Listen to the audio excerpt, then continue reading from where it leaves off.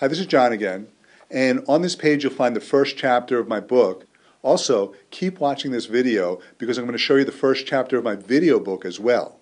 Ever since I first started teaching the Gabriel Method to small groups in my living room, I've been obsessed with finding the best way to educate people and teach them how to lose weight and keep it off forever. And it turns out one of the best educational tools is video. Just like what you're watching right now, video is an extremely effective way to communicate a message. So far, over 350,000 people around the world have read my book, so obviously it's been very successful at helping people lose weight. But I can tell you now from direct experience that this video book is an even better teaching tool. It just makes it so much easier. I hope you enjoy it, and I look forward to speaking with you soon. Thanks.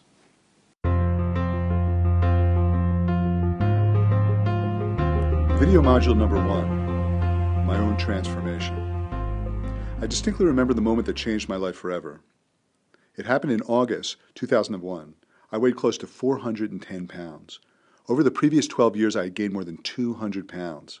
I had just gotten off of Route 4 in New Jersey at the Paramus River Edge exit. As I was getting off the exit, a thought stunned me like an electric shock. My body wanted to be fat. And as long as it wanted to be fat, there was nothing I could do to lose weight. I turned into the nearest side street and just sat there in my car. Not another thought came into my head for the next 20 minutes. During the 12 years in which I had gained 200 pounds, I tried everything I could to lose weight, including every diet under the sun, from low-fat diets to low-carb diets and everything in between. I spent time at both Nathan Pritikin's Institute in California and with the late Dr. Atkins himself in New York. I spent over $3,000 with Dr. Atkins, and in the end, the best he could do is yell at me for being so fat. I also spent several other small fortunes on every conceivable holistic cure and alternative health treatment available. No matter what I did, my body continued to gain weight. Every diet or program I went on always followed the exact same pattern. It started with me having to count something: calories, fat, carbohydrates, salt, whatever, and a list of things I couldn't have. I'd followed the diet to the letter. I usually lost weight quickly in the beginning, but then the rate at which I lost weight would start to slow. Eventually, I'd stop losing weight altogether. At that point, I was dieting not to lose weight, but simply to maintain my current weight. All the while, my cravings for the foods that I was not allowed to have escalated. Discouraged and dejected, there would come a time when I was just too exhausted to fight my cravings anymore, and I would binge. Weight that had taken me a month or so to lose would come back in just a matter of days. A few weeks later, I was invariably 10 to 15 pounds heavier than when I even started the diet. No matter what I did to try to lose weight, my body fought me tooth and nail, and in the end, it always won. After years of banging my head against the wall and trying to force myself to lose weight, I had to concede that as long as my body wanted to be fat, the situation was hopeless.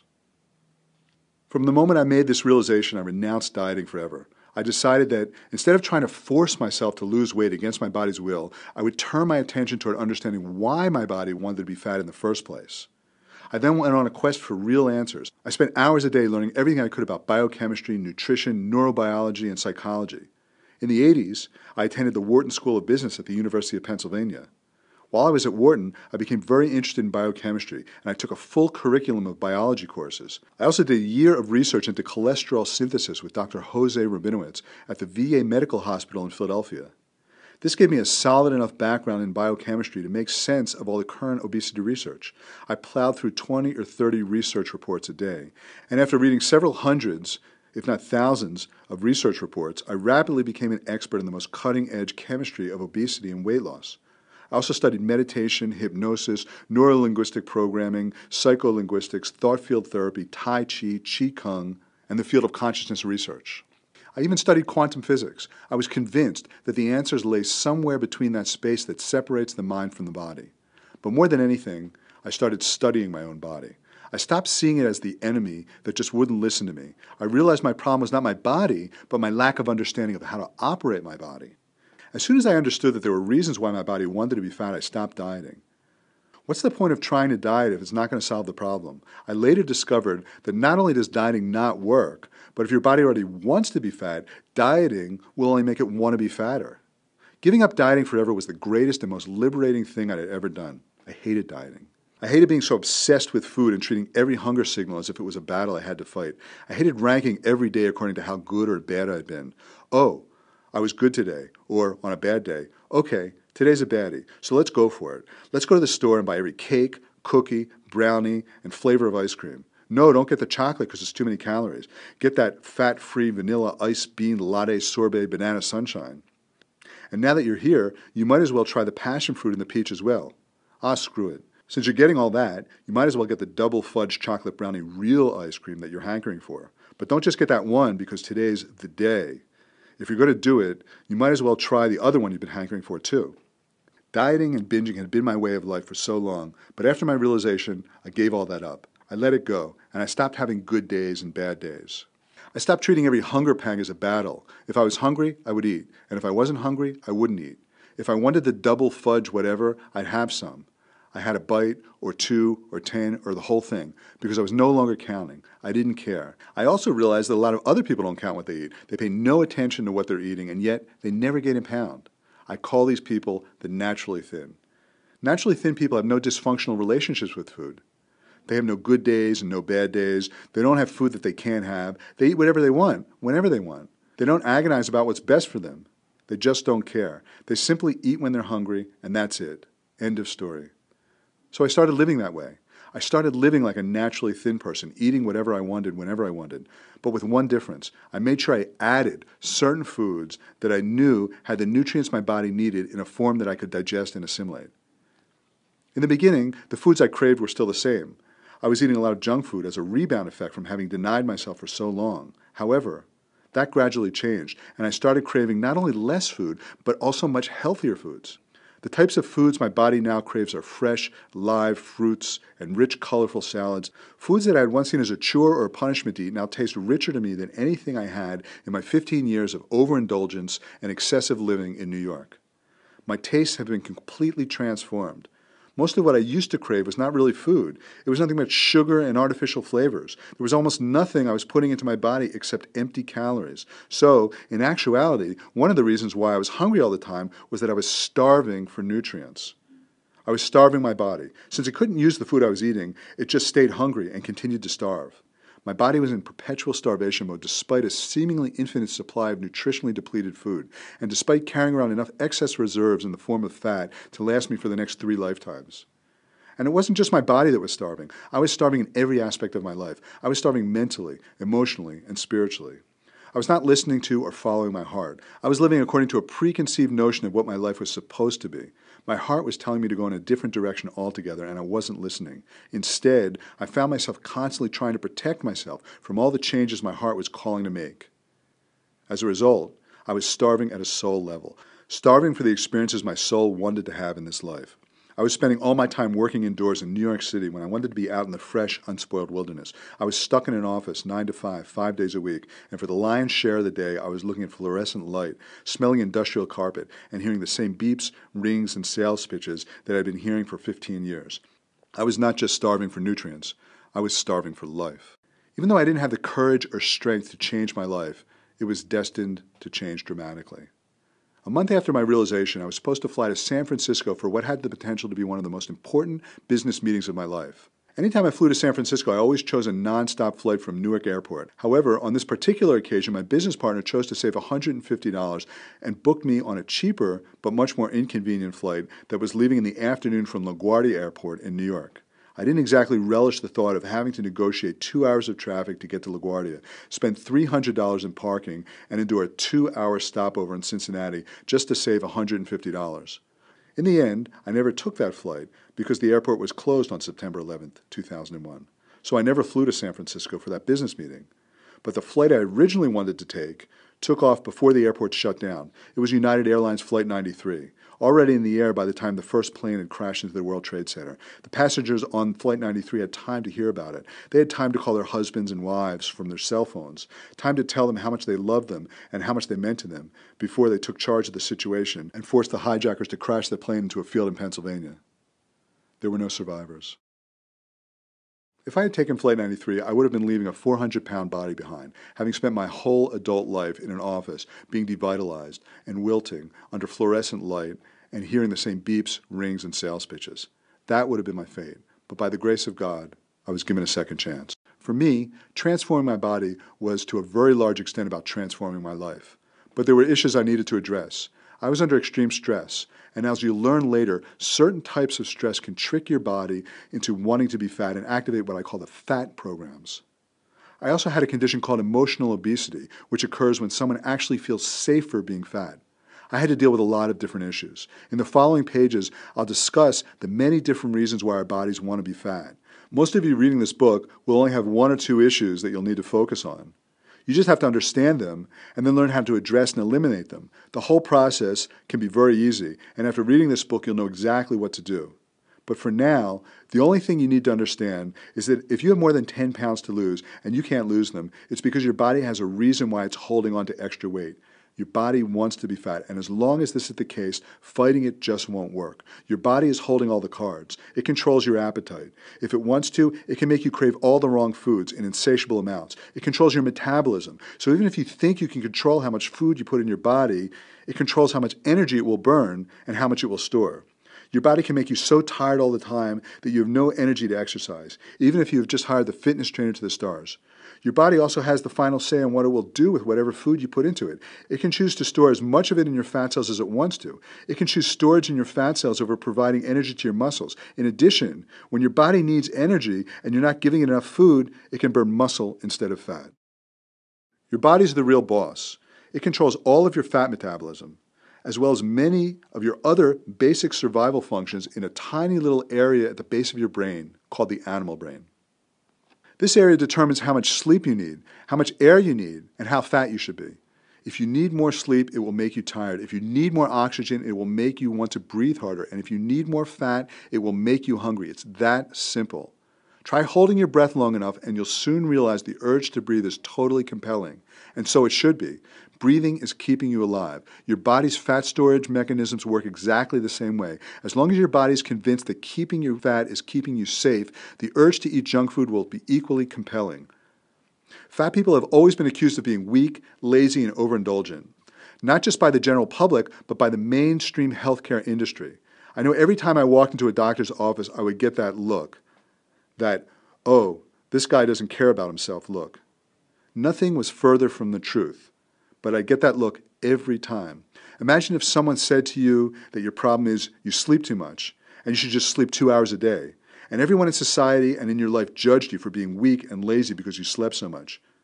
You could sleep 2 hours a night for a while, but sooner or later you need a big sleep, a binge sleep, because your body is going to want it regardless of what society tells you. It's exactly the same with food. You can cut your intake and force yourself to eat less for a while, but sooner or later you're going to need a big binge. That's because your body is forcing you to eat more in order to keep you at a certain weight. One of the things I've been crusading for is an official apology from the medical community for endorsing the common stereotypes that fat people lack discipline. Fortunately, I've noticed the situation is improving. There are now many enlightened doctors and healthcare professionals who understand the real reason that so many people are obese, but we still have a long way to go. Conventional medical wisdom still says that weight loss is simply a matter of calories in and calories out, and that fat people should just, quote, eat less. To those who feel that way, I say, just breathe less. There's no way anyone, doctor or otherwise, can ever possibly imagine what it's like to be in a body that's forcing you to be fat and to eat too much unless they've lived through it. That being said, the most cutting-edge research now confirms that losing weight is not just about calories in and calories out, and that it hasn't got anything to do with discipline. Dr. Jeffrey M. Friedman, the, quote, father of fat, discoverer of the hormone leptin, and, without question, the most important and knowledgeable expert on obesity of the 21st century, says that we have got to stop blaming fat people and that obesity cannot be ascribed to a breakdown in willpower. Thank you, Dr. Friedman. Please spread the word.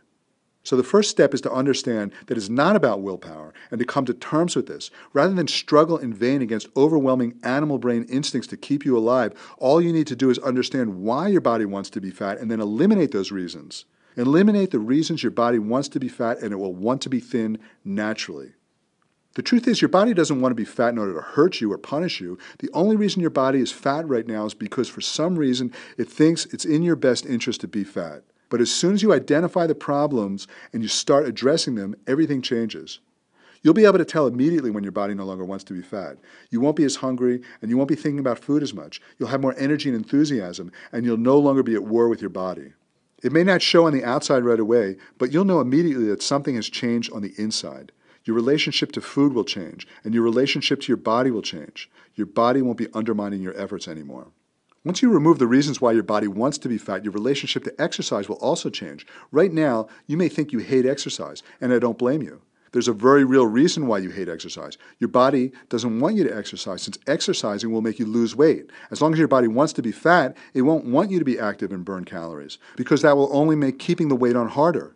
Your body makes you tired and lethargic, so even the thought of exercise causes you pain.